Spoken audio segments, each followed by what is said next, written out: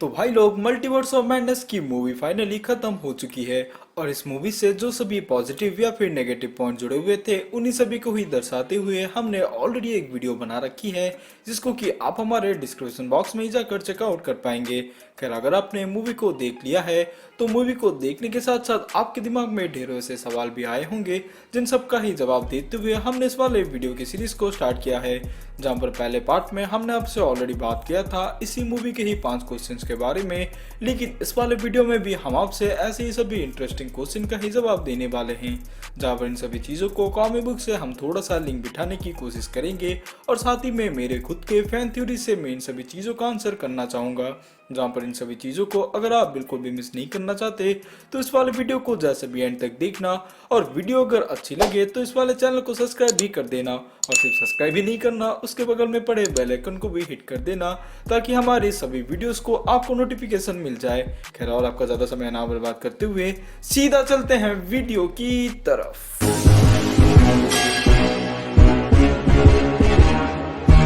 तो सबसे पहले हम बात करते हैं एक ऐसे सवाल के बारे में जो कि काफी सारे बंदों के दिमाग में भी आया होगा। जी हाँ, मैं बात कर रहा हूँ स्पाइडरमैन नो वे होम के इवेंट के बारे में, जहाँ पर हम सभी को पता है इसकी मूवी के एंड में ही डॉक्टर स्ट्रेंज ने ऐसे एक स्पेल को परफॉर्म किया था जिसके दौरान ही उन्होंने ऐसे सभी मंत्र का जाप किया था कि पीटर पार्कर के आइडेंटिटी को सभी यूनिवर्स के सभी बिंग ही भूल जाएंगे। तो ऐसे में हमने इस मूवी में स्पाइडरमैन नो वे होम के ही रेफरेंस को देखा था और साथ ही में स्पाइडरमैन के रेफरेंस को भी काफी बार देखा था। तो ऐसे में लोग काफी ज्यादा ऐसे भी सवाल कर रहे थे, तो अगर डॉक्टर स्ट्रेंज ने उसी स्पेल को परफॉर्म कर दिया था तो उनको नो वे होम के इवेंट के बारे में कैसे ही याद है। जी हाँ, इसका जवाब इसके सवाल में ही छुपा हुआ है, जहाँ पर डॉक्टर स्ट्रेंज ने सिर्फ पीटर पार्कर के आइडेंटिटी को ही मिटाया था, ना कि स्पाइडरमैन की आइडेंटिटी को। यानी कि जितने भी सभी एवेंजर्स स्पाइडरमैन के साथ ऑलरेडी काम कर रखे थे उन सबको ये याद नहीं होगा कि पीटर पार्कर ही स्पाइडरमैन है, लेकिन उन सबको जितने भी सभी इवेंट्स और जितने भी सभी बैटल्स में स्पाइडरमैन के साइड बाय साइड उन्होंने हिस्सा लिया होगा,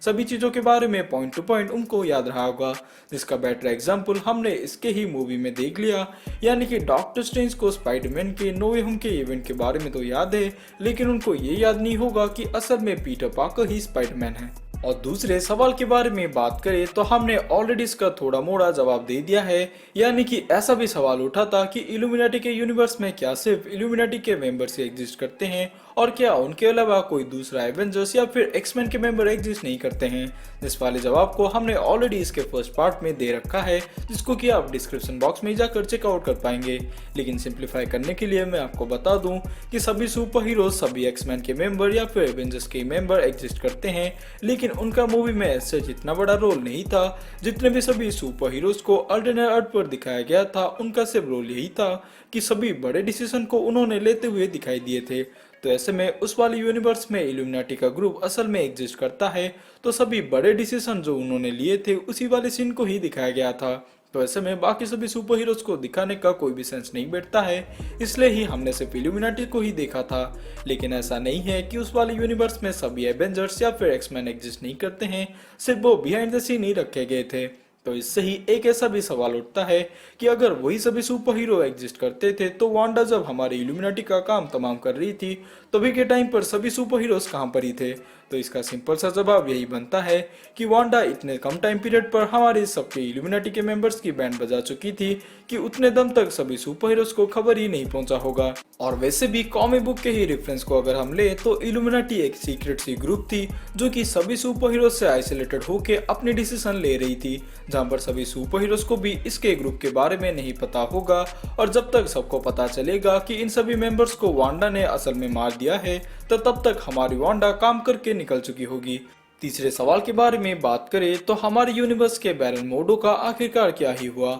यानी कि अर्थ 616 के बैरन मोडो के कैरेक्टर को जो हमने डॉक्टर स्ट्रेंज की ही फर्स्ट मूवी के एंड में देखा था कि उसके ही कैरेक्टर को एक क्लिफहैंगर के साथ खत्म किया गया था, जहां पर हम सभी लोगों ने उस मूवी के एंड में ही ऐसा सोचा था कि शायद से इसकी स्टोरी लाइन को कंटिन्यू किया जाएगा doctor strange in the multiverse of madness की मूवी में, जहां पर इसके बारे में हमें ऑलरेडी नॉलेज नहीं था कि डॉक्टर स्ट्रेंज की 2 मूवी को मल्टीवर्स से लिंक किया जाएगा। तो ऐसे में हम सभी लोगों ने तो ऐसा ही एज्यूम किया था कि इसकी स्टोरी लाइन को हमें देखने का मौका मिलेगा। और ना तो हमें इस वाले मूवी में उसका कोई भी अपीयरेंस देखने को मिला और ना ही उसकी स्टोरी के बारे में कोई भी हमें हिंट मिला था। जहां पर अल्टरनेट वर्जन के ही बैरन मोडो को डॉक्टर स्ट्रेंज भले ही इसका हिंट देते हुए नजर आते हैं, यानी कि उससे से वो यही बताते हैं कि उनके यूनिवर्स में बैरन मोडो उनसे काफी ज्यादा चलता है। और इसके अलावा हमने इस बैरन मोडो के बारे में कोई भी छोटा मोटा हिंट भी नहीं देखा था। तो असल में उस वाले बैरन मोडो का आखिरकार क्या ही हुआ था। जहां पर इसके ऊपर अगर मैं अपनी ही फैन थ्योरी थोड़ा सा जोड़ूं, जहां पर डॉक्टर स्ट्रेंज के एंड में जैसे हमने देखा था कि वो सभी सॉर्सरर को ही ढूंढ ढूंढ के मार रहा है,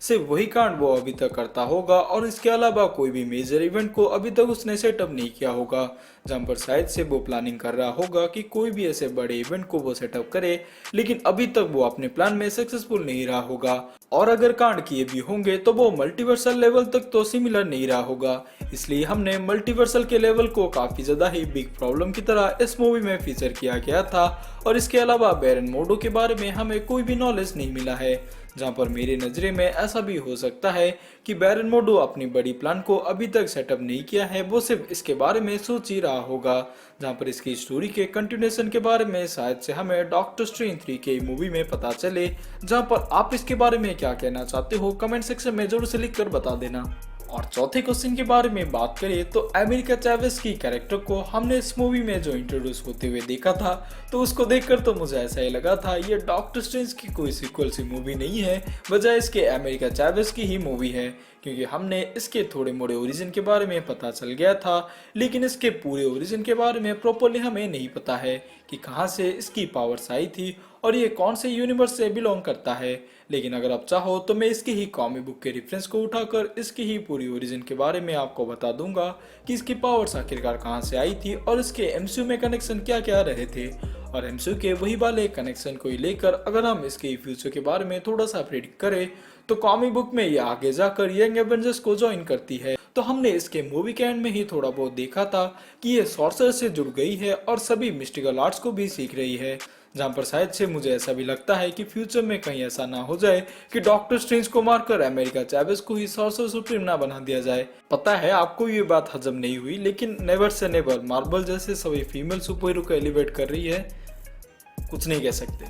कुछ भी हो सकता है। खैर मार्वल तो ऑलरेडी सेटअप कर रहा है यंग एवेंजर्स की ही टीम को प्रेजेंट करने के लिए, जहां पर इसके ही चारों मेंबर्स को हमने ऑलरेडी देख लिया है। यानी कि टॉमी और बिली को हमने वांडा विजन में ही इंट्रोड्यूस होते हुए देख लिया है, केट बिशप को हॉकाई के टीवी सीरीज में ही इंट्रोड्यूस होते हुए देख लिया है, और साथ ही में अमेरिका चैवेस भी इसी मूवी से आ चुकी है। तो for sure America Chavez sorcerer supreme बने या फिर ना बने, लेकिन वो आगे जाकर यंग एवेंजर्स को ही ज्वाइन करने वाली है। और जिस तरीके से उसको एमसीयू में ही लाया गया है, मुझे तो ऐसा ही लगता है अमेरिका चैवेस ही होगी जो कि यंग एवेंजर्स की टीम को लीड करने वाली है। और आखिरी क्वेश्चन के बारे में ज्ञान पहले तो हमने इल्यूमिनाटी के मेंबर्स को ही वांडा को रोकते हुए देखा था, जहां पर नो डाउट इसके ही मेंबर्स में बेहतरीन से बेहतरीन सुपर हीरो जुड़े हुए थे, जहां पर उन सभी ने ही मिलकर वांडा को रोकने की कोशिश की थी। लेकिन अगर हम वांडा के ही नजरे से देखें तो उन सभी बेहतरीन सुपर हीरोज हमारे वांडा के सामने एक दूध पीते बच्चे की तरह नजर आए थे, जहां पर चुटकी भर में ही वांडा ने सभी सुपर हीरोज को 3 मिनट में ही निपटा दिया था। जहां पर हमारे दिमाग में ऐसा भी सवाल उठता है, क्या इन सभी सुपर हीरोज को इतना ज्यादा वीक दिखाना सही बैठता है? और सिंपल शब्द में कहूँ तो क्या ये सभी सुपर हीरोज इतने ज्यादा ही वीक थे, और क्या वो अल्टरनेट यूनिवर्स से बिलोंग करते थे, इसलिए ही इनको काफी ज्यादा वीक दिखाया गया था? जहाँ पर काफी सारे लोगों ने इंटरनेट पर काफी सारे बातें लिखी थी, जहाँ पर मुझे तो एक चीज को देखकर काफी ज्यादा हंसी आई थी, जहाँ पर एक वाले बंदे ने ऐसा भी कमेंट किया था कि ये सभी सुपर हीरोज असल में एक अल्टरनेट अर्थ को ही बिलोंग करते हैं, इसलिए इन सब की पावर्स असल में कम थी। जी नहीं, मल्टीवर्स में चीजें ऐसे काम नहीं करती है, बजाय इसके पूरे कॉन्सेप्ट को हम पूरी तरीके से समझते हैं। जहां पर अर्थ 616 को जो हम मेन टाइमलाइन की तरह देख रहे हैं, उसमें जो जिन जिन सुपर हीरोज को हमें दिखाया जाता है, ऐसा नहीं होता है कि इनके पावर लेवल काफी ज्यादा होती है, या फिर कोई अगर अल्टरनेट यूनिवर्स में ही इन सभी सुपर हीरो को दिखाया जाए तो उन सबके पावर लेवल काफी ज्यादा कम होंगे। जहां पर हमने तो ऐसा भी एक रूमर सुना था कि सुपीरियर आयरन मैन का कैरेक्टर इस वाले अल्टरनेट अर्थ का पार्ट होने वाला है, जो कि टोनी स्टार्क यानी कि अर्थ 616 के ही आयरन मैन से काफी ज्यादा ही पावरफुल होने वाला है। जहाँ पर इन सभी चीजों से ही आपको थोड़ा बहुत आइडिया चल गया होगा कि मेन टाइमलाइन का पावर लेवल कभी भी ज्यादा नहीं होता है, और ऐसा भी नहीं होता है कि अल्टरनेट यूनिवर्स से अगर कोई सुपर हीरो बिलोंग करता है तो उसकी पावर लेवल कम ही होने वाली है। और वैसे भी सुपर हीरोज को इसमें वीक नहीं दिखाया गया था, बजाय इसकी वांडा को काफी ज्यादा पावरफुल दिखाया गया था। जहां पर वांडा को यानी कि स्कारलेट विच को ही सीधा सीधा कॉमिक बुक से उठाया गया है, जहां पर अगर वो नो मोर म्यूटेंट्स ही कहकर सभी एक्समैन के मेंबर्स को मार सकता है तो आप ही इसके पावर लेवल का अंदाजा कर ही पाओगे। जहां पर इसके बारे में मैं अगर थोड़ा सा विस्तार से बताऊं तो स्कारलेट विच इतनी ज्यादा ही पावरफुल है, अगर उसके साथ भी डार्क होल्ड की सभी म्यूजिकल पावर जुड़ जाएं तो आप इससे ही इसके पावर लेवल का अंदाजा कर ही पाओगे। जहां पर नो डाउट सभी इल्यूमिनाटी मेंबर के सामने इसकी पावर लेवल काफी एक्सीड ही करती है। जहां पर अगर इसमें डार्क होल्ड का ही तड़का लग जाए तो उसकी पावर लेवल इतनी ज्यादा ही होती है और वो इतनी ही खतरनाक बन जाएगी कि उन सभी सुपर हीरोज को 5-3 सेकंड में ही खत्म कर देगी, जिसको हमने इसकी ही मूवी में विटनेस किया था। जहां पर सिंपली मैं आपको ये बता देना चाहता हूं कि इसमें सभी इल्यूमिनाटी मेंबर्स को ही असल में वीक नहीं दिखाया गया था, बजाय इसकी वांडा को काफी ज्यादा पावरफुल दिखाया गया था। जहां पर नो डाउट अगर वांडा अपने सिंपल से फॉर्म में भी होती तो उसके पास इतनी ज्यादा पावर्स होती हैं कि सभी इल्यूमिनाटी मेंबर्स को मारने का गुदा रखती है, और वो इन सभी सुपर हीरोज को इसलिए इतनी ज्यादा जल्दी मार सकी क्योंकि इसके पीछे ही डार्क होल्ड का बैकअप था। इससे ही हम इस वाले वीडियो से यहीं पर ही विदा लेते हैं। इन सभी सवालों को मैंने अपनी ही फैन थ्योरी को इस्तेमाल करते हुए जवाब देने की कोशिश की है और बहुत सारे कॉमिक बुक के रेफरेंस भी उठाकर इन सब का आंसर देने की कोशिश की है। खैर, आपको ये वीडियो कैसी लगी कमेंट सेक्शन में जैसे भी लिखकर बता देना, और ऐसे ही कंटेंट से रोज जुड़े होने के लिए हमारे चैनल को सब्सक्राइब कर देना, क्योंकि रोज ही हम ऐसे कंटेंट्स लेकर आते रहते हैं। मैं मिलूंगा आपसे किसी दूसरे वीडियो में किसी दूसरे टॉपिक के साथ, तब तक के लिए अपना ख्याल रखें, बाय।